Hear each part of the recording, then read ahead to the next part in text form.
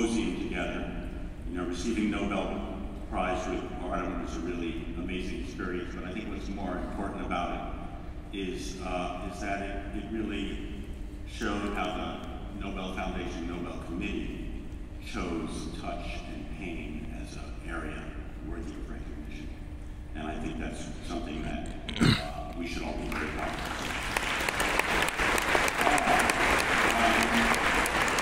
With that, let me begin. And today I'm going to do something a little unusual for myself. I'm going to present a talk that's really, given the broad audience and our focus on pain, that's really more of kind of a review of where we are than it is primary data. But I thought that would be appropriate for today. And of course, I'll try and weave in a little bit of our contributions to that. But it's sort of more a global outlook of what we've learned about trip channels and their relationship to pain therapeutics. As my only disclosure, I'm a member of the Scientific Advisory Board for a company called Core Therapeutics that has some interesting pain biology.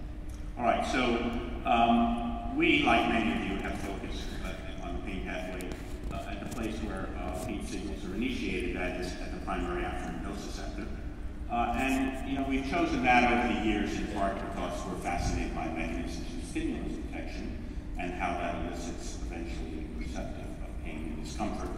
But we also began there for many of the reasons that many of you have chosen that as well, because of the notion that if you want to intervene pain therapeutically, that if you start at the periphery, you have the greatest chance of achieving selectivity, and that the further you go into the nervous system, into the CNS in particular, you stand more and more of a risk of developing therapies that have side effects because you're influencing more processes beyond the primary afferent nociceptor. And as you'll see, I think that's true to some extent, but not entirely. But anyway, that was the logic for us beginning there and looking at these cells that Artem so nicely introduced you to the primary afferent nociceptor. What's really important about the nociceptor, though, is we forget sometimes that it has not only afferent functions in terms of transmitting information from the periphery to the CNS, but it also has this sort of antidromic efferent release of transmitters when activated. These are, you know, makes these cells quite unusual in the nervous system, and so that when activated, there's this release of peptides like substance P, CGRP, and other transmitters that the primary afferent fiber also release essentially. And this is really responsible, as we all know, for generating this phenomenon of neurogenic inflammation, where these transmitters released from the primary afferent then lead to events such as vasodilation, vascular leakage, to recruit many other cell types into the area so that they can release a panoply of the so-called components of the so-called inflammatory suit. Things like histamine, serotonin, peptides, growth factors like nerve growth factor, etc. And this is such an important part of the primary afferent. Of course, the biological reason for this presumably is to enhance sensitivity to touch and temperature as a warning and a guarding response so that you know, for example, when you have a sunburn, you should protect that area, etc. But of course, this can have some major maladaptive consequences. And I think the role of this sort of anadromic release of transmitters has really been looked at more intensively in the last few years for its involvement in a number of functions, both beneficial and maladaptive. And so we now know that from work with people like Isaac Chu and others that release, for example, CGRP peripherally, can have a very big effect on regulating the types of microbiota in our skin or other organs in our gut, and it can also control the release of things like mucus from goblet cells in the GI tract. So this release, this anadromic release of peptides from the periphery at various peripheral target organs can have a number of very important physiological consequences. It can also have some maladaptive consequences. There's a very interesting article in the recent issue of Nature from Group and Rockefeller that shows that the release of substance P from primary afferent nerve fibers that innervate breast cancer tumors can actually be helpful in terms of those tumors being able to metastasize through their tissue environment. So the message, at least for this, I think, is that the role of this antidromic release of transmitters is really an important process that I think is going to be more and more interesting in the study of the primary afferent nociceptor, and role in a number of target organs. All right, so, but we're mostly interested in this in the context of what it does for peripheral pain syndromes, and that the release of these transmitters, as I said, enhances mostly inflammatory pain, and therefore controlling the way in which the primary receptor releases these peptides and other transmitters can have a huge effect on the initial consequences of inflammatory pain, and then secondarily, of course, on the manifestations of the centrally in terms of wind-up and other things in the central nervous system that lead to a long-term maladaptive consequence of chronic pain. And if we look at the nociceptor as not just a signal transducer from the periphery to the central nervous system, but instead as sort of a complex integrator of physical and chemical stimuli, then we begin to think about this in the context of a nerve fiber that's really a very complex and beautiful machine of being able to integrate both internal and external signals to control sensation and maladaptive states. So our approach to studying the primary afferent nociceptor, as you've heard, is really to sort of harness the power of natural products that we know elicit a sensation of pain or discomfort. And these include products from all of these different plants, of course, capsaicin from the chili pepper, menthol from the mint leaves, and then these isothiocyanate, thiocyanate type compounds from legumes and other plants such as of the mustard and allium family. And we use these as chemical probes to identify a number of receptors on the surface of the primary afferent nerve fiber that really sort of embodies the ability of these cells to integrate both physical and chemical stimuli and to give us some real molecular insights into what the machinery is about, physical machinery that controls the activity of these nerve fibers. And one of the beautiful things about this, I think, for those of you who are somewhat unfamiliar with the sort of neuroethology of this, is that this is really a beautiful example of convergent evolution, where all of these natural products end up eliciting their psychophysical effects through this beautiful convergent mechanism, where they act on one particular cell type, namely the primary afferent nociceptor, and more amazingly, they act not just on one cell type, in this case the nociceptor, to elicit both pain and neurogenic inflammation, but they do this through acting on one particular family of ion channels called trip channels, which are non-selective cation channels that are permeable to sodium, potassium, both mono and divalent cations.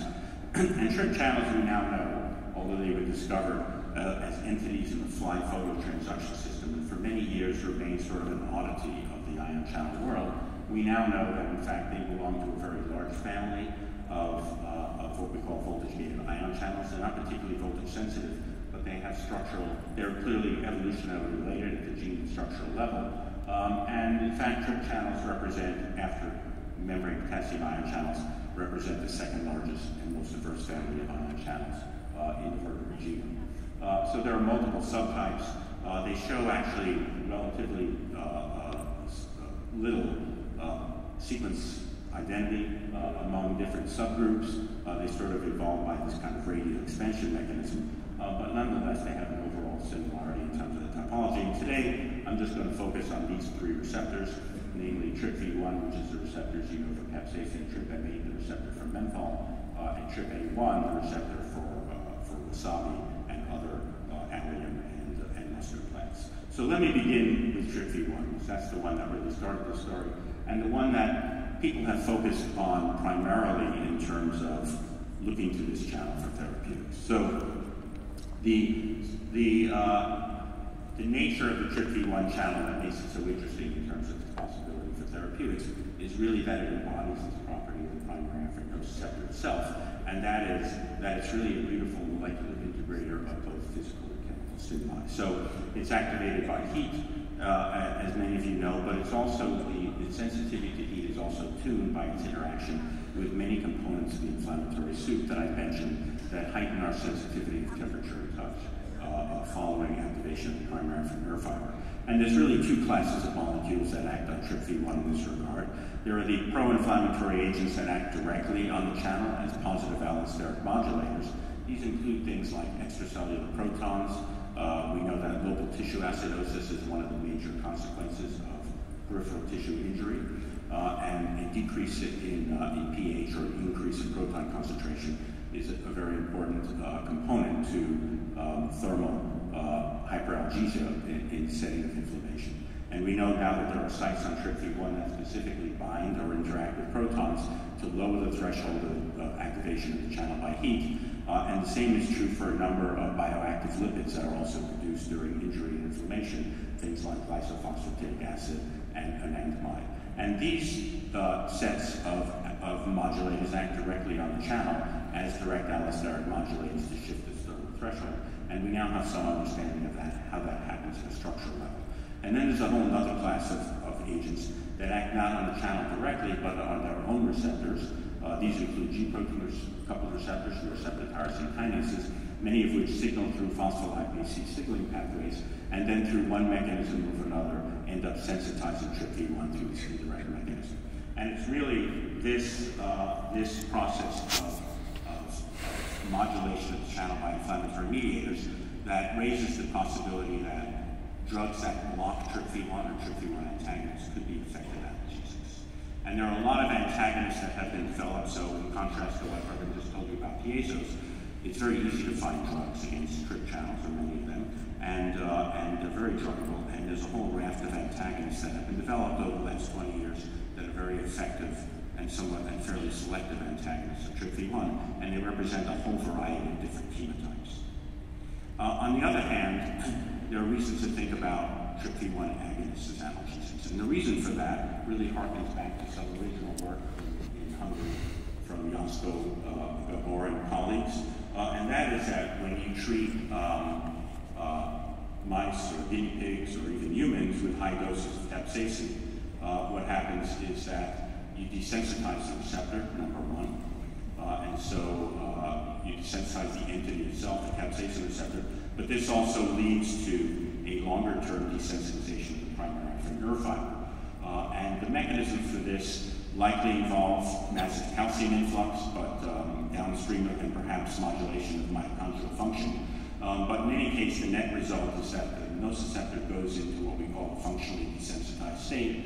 And with prolonged administration of capsaicin, this also leads to, in some cases, a regression of the primary afferent nerve terminal from the receptor field. These fibers will grow back, sometimes somewhat exuberantly, but this can lead to a morphological regression of the nociceptor and to a functional desensitization. And this has given rise to the idea that agonists could be used to desensitize the system as a way of treating pain syndromes. So let's talk about each of these two effects and where the successes and failures have been in this regard. So drugs that block or antagonists of TRPV1 in clinical trials have turned out to be effective, at least for some drugs, in terms of, for example, in this study, this one drug, Mavitrep, in reducing osteoarthritic knee pain in patients at the level that works as well or better than things like naproxen or other NSAIDs. The problem, however, is that many TRPV1 antagonists, as shown early on by Michael Botham and colleagues, have two what we call on-target side effects. So these are not off-target side effects, they're on-target side effects.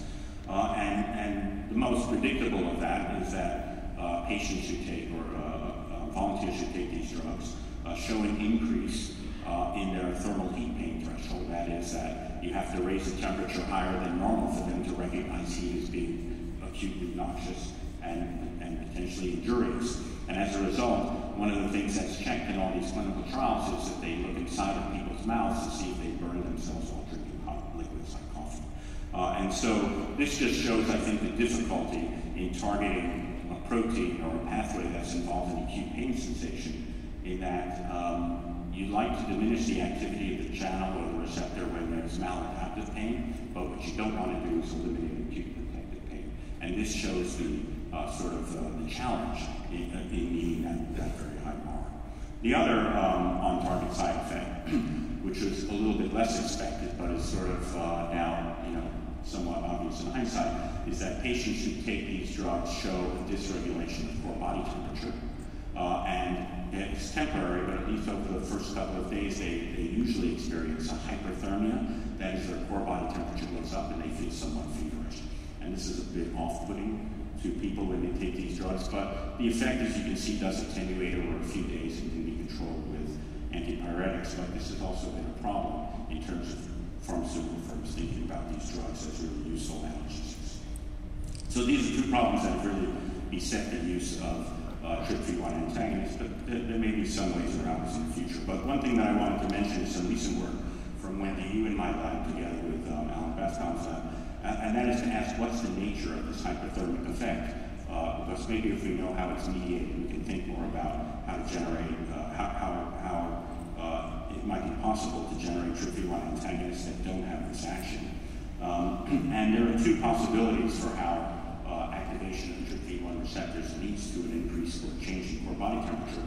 And one is a peripheral mechanism, and that is, first of all, there's a release of substances like substance P and CGRP, which will lead to vasodilation, vascular leakage, and therefore, and we know that CGRP as a vasoconstrictor can regulate peripheral blood flow. This might be a way of regulating core body temperature by altering blood flow and heat loss through circulation. And moreover, we found years ago, and it's been reported now by several labs, that one other place that TRPV1 is really expressed at reasonable levels, only about 10% of the levels of primary afferents, but certainly can be seen, are in small regions of the microvasculature at branch points in arterial smooth muscle. And so, and when you activate those receptors, you vasoconstrict those regions. And so there was some belief that perhaps this could be an important mechanism whereby TRPV1 drugs are regulating core body temperature by altering the rate at which we shed heat from our peripheral tissues, like mostly ectopically from our skin. The other process, of course, is that there's central input from the primary afferent nerve terminal, and this could be through a sympathetic reflex through the hypothalamus that takes this information in about peripheral body temperature, leads to output, and then to a lowering of temperature through vasodilation and sweating.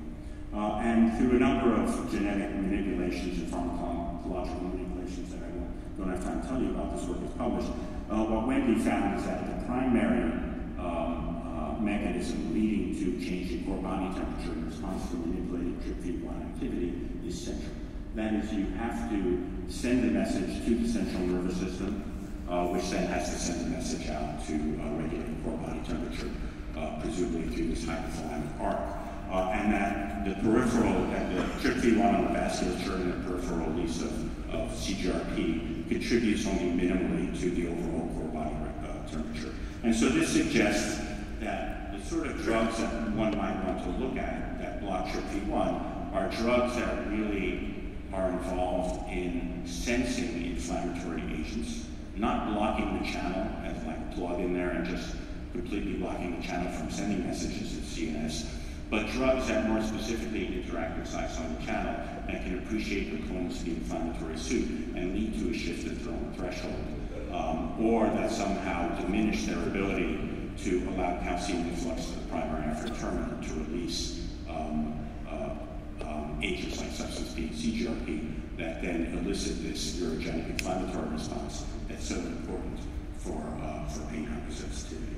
And you know, there may be opportunities for that now, especially since we know a lot more about the structure of TRPV1 for work from my labs and many other labs. And what we've come to appreciate about this channel is that there are really two very important allosteric control points on the channel. One of them is shown here at the very top of the channel, what we call the outer pore region. In this case, it's denoted by these purple blobs which depict a spider toxin that binds to the top of the channel and locks it into an open state. But protons bind in the same very important control region. And then further down in the middle of the membrane is the site where vanilloids like capsaicin and resinifertoxin bind. And a molecule of resinifertoxin is depicted by this red blob. And we know that this is also the site for regulation by a number of components of the inflammatory suit, particularly bioactive lipids like lysophosphatidic acid, anandamide, etc. And we and others have now developed structural models of TRPV1 with many of these lipids docked into these sites. So the main message I want to say here is that as we learn more and more about the structural aspects of this channel and its relationship to pharmacology and biophysics, I think we stand a better chance of developing drugs that work not just by blocking the channel and therefore blocking acute heat sensitivity and leading to these hypothermic responses, but ones that more subtly block the interaction of the channel with pro-analgesic agents that would diminish hypersensitivity and maladaptive pain, and hopefully spare the ability of these channels to sense acute stimuli that trigger acute and protective pain responses. But there's one interesting, sometimes you get something that you think is a useless drug, but might turn out to be useful in other circumstances. And I just wanted to present, this is not work from my lab, but I want to present an interesting example of this because I think it's a very clever idea and certainly related to pain sensation. And that is, in this case, where oddly really thought if TRPV1 antagonists have thermoregulatory effects, can one harness those effects in other ways that are actually therapeutically useful? So can you turn lemon into lemonade? That's basically what we're asking. And my friend Frank Parecka brought this paper to my attention, of which he's an author, where this group asked if TRPV1 antagonists can actually have a use in a phenomenon that's very important, as many of you know, in the OR, and that is that when you give general anesthetics to patients, they are often become hypothermic. Their core body temperature drops, they get cold, and this is not a very beneficial situation. It can be quite disruptive to recovery and to healing. And the question is, and now it's controlled by a variety of different mechanisms using fans or heating elements, etc., which is not very helpful in the operating room. And so they did very simple experiments, this all in rodents, to ask if the administration of TRPV1 antagonists could help in this process. And what they showed here is that if you deliver this one drug called AMG 517, which is a TRPV1 antagonist, that what it does is it sort of clamps the animal's core body temperature closer to normal temperature after they've been administered a general anesthetic like ketamine, and prevents its hypothermic response during general anesthesia. Moreover, if administered during the operation, it also decreases or it increases the efficacy of opiates that are co-administered in terms of counteracting, in this case, thermal hyperalgesia as a consequence of the operative procedure, and diminishes the amount of opiate that's required post-operatively to control pain. So this is, I think, a nice idea of taking a drug, understanding the mechanism and how it works, and taking a drug that maybe is not so great for controlling acute pain because of its on-target side effects, but trying to turn it into something that's beneficial because of its on-target effects.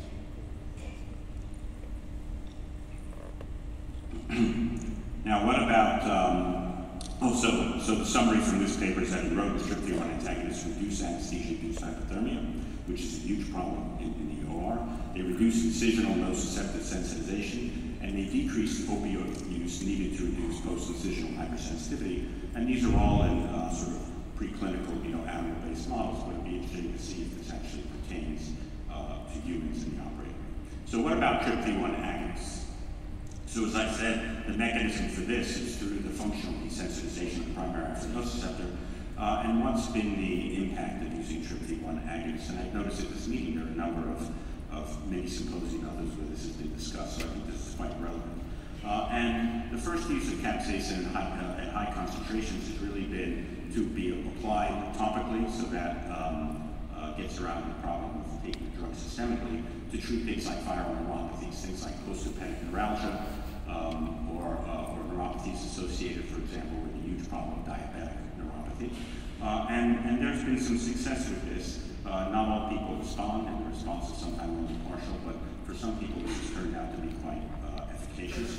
There's also intravesicular delivery. So resin infratoxin is another natural product from a flowering cactus found in the Mexican highlands. It's an ultra-potent vanamoid, in other words, it's a super potent form of capsaicin.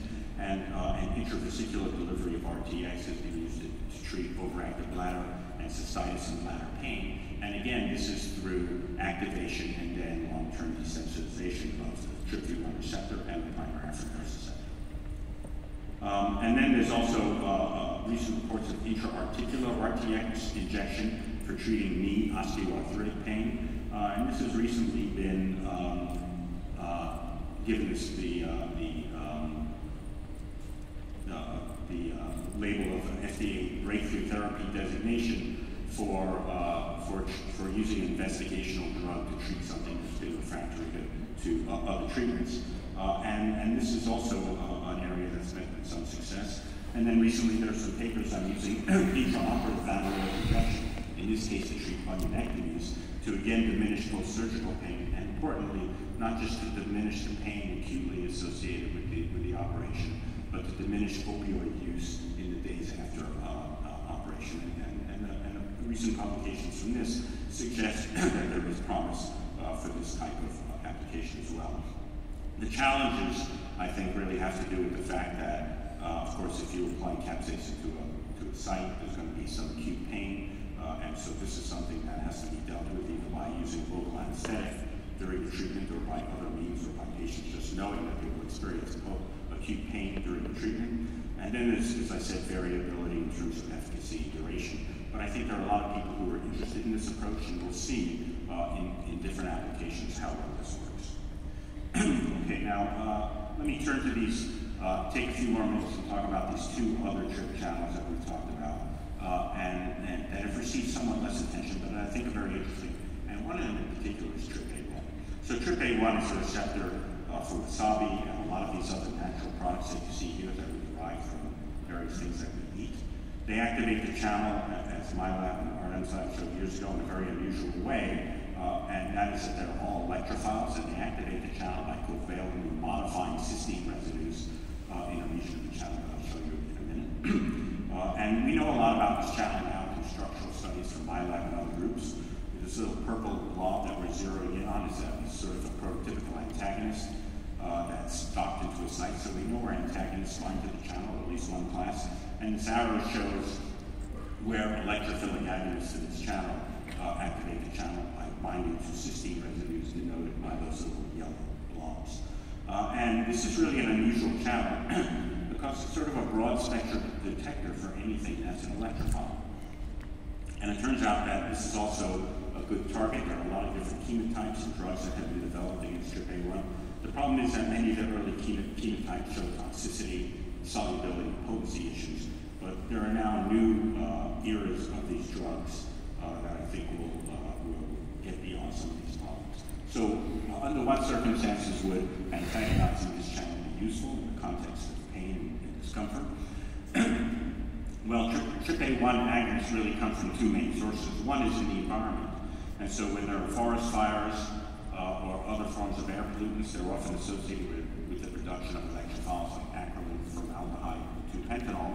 And so we're exposed to these things, and it's our primary afferent nerve fibers that tell us when these nasty environmental toxins, volatile toxins, are being produced. The other is that we produce electrophiles internally. And we do so when particularly there's damage through the exposure of cells to reactive oxygen species, for example, ischemia, that leads to the peroxidation of membrane lipids to generate reactive membrane lipids like 4-HNE, acrolein, and prostaglandin derivatives. And work from my lab and Pierre Petty's lab showed years ago that things like 4-HNE are very active activators, very potent activators of the primary afferent nerve terminal, and can lead to inflammatory and contribute to inflammatory pain. So the applications that one could think of using TRPA1 antagonists that many folks have been interested in, first of all, are cases where activation of nerve fibers innervating the airways is important. And this is particularly important because so many TRPA1 activators that are produced in our environment are volatile toxins that we breathe in. Things, for example, that are produced during forest fires, which will become more and more relevant as our planet heats up. And as we breathe these in, these exacerbate airway constrictive diseases like asthma, chronic cough, and COPD. And so drugs that block TRPA1 channels on the nerve fibers within your airways are thought to be very good targets for these types of situations. The other is when we generate these reactive electrophiles endogenously, and this happens, for example, in arthritic joints where there's a high concentration of 4-HNE, or in the gut, where we and others have shown TRPA1 channels are present on these rare but very important cells called enterochromaffin cells in the gut that regulate, that are very important for contributing to pain hypersensitivity in the GI tract. And it turns out that recently some clinical trials from Genentech and other companies have shown that new versions of TRPA1 antagonists can be somewhat effective for controlling chronic cough. And so there's a lot of interest in this channel in terms of inflammatory disorders, particularly those that affect respiratory situation and that lead to really those offensive responses like cough, asthma, etc. And then finally, there's a TRPA channel, which has received somewhat less attention, but it's really a beautiful channel. As we know, it's activated by cold. It's responsible for a lot of ability to detect changes in ambient temperature and cold range. And shown here is expressed on a sort of a unique subset of primary afferent nerve fibers that is distinct from those that express TRPA1.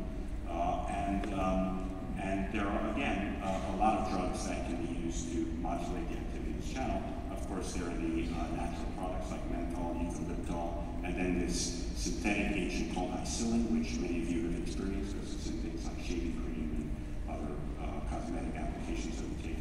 It's sort of an ultra-potent cooling agent. And we know a lot about this channel as well because we and others have developed high-resolution structures for it. And shown here is a molecule of TRPA determined by Melinda Dive in my lab, and the orange blob is a sort of prototypical antagonist knocked into the spot. We know less about this channel in terms of how agonists activate it, but we're beginning to get more information about that. And again, they're very druggable targets. There are a lot of different chemotypes of both agonists and antagonists. And the place where we can think about therapeutics, of course, is that many of the things that you take over the counter now, like ICP pads, etc., the main ingredient in them is menthol. And that's used as, it's not even that, and it's still not really known exactly why this is analgesic, but presumably because it acts as a counterurge to some other integrated mechanisms. But we also know that there's a lot of TRPA channels on nerve fibers in the eye. TRPA is more highly expressed in trigeminal and dorsal root ganglia because the face and the neck area are very highly located by cold fibers. And you can see here in this overlap of TRPA1 and TRPA fibers innervating the cornea.